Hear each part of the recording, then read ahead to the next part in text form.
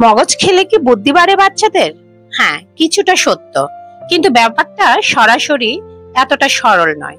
বিস্তারিত ভাবে বলি। পুষ্টিগুণ: গরু, খাসি বা ছাগলের মগজে প্রচুর omega three fatty acid, DHA, EPA, vitamin বি12, জিঙ্ক ও লোহা থাকে।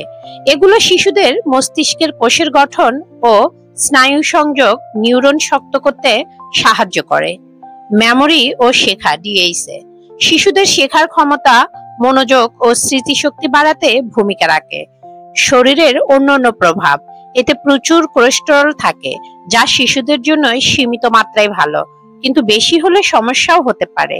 সতর্কতা: শিশুদের জন্য মগজ মাসে 1-2 বার পরিমিত দেওয়া ভালো। ভালোভাবে সিদ্ধ বা রান্না করা জরুরি, যেন জীবাণু বা পরজীবী না থাকে। একদম ছোট 1 বছরের নিচে বাচ্চাদের জন্য ডাক্তারের অনুমতি ছাড়া দেওয়া ঠিক নয়। সংক্ষেপে, মগজে এমন পুষ্টি আছে যা শিশুদের মস্তিষ্ক বিকাশে সহায়তা করে, কিন্তু একে জাদুকরি বুদ্ধি বাড়ানোর খাবার ভাবা ঠিক হবে না।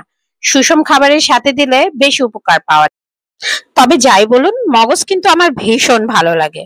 আপনার কেমন লাগে কমেন্টে জানাবেন।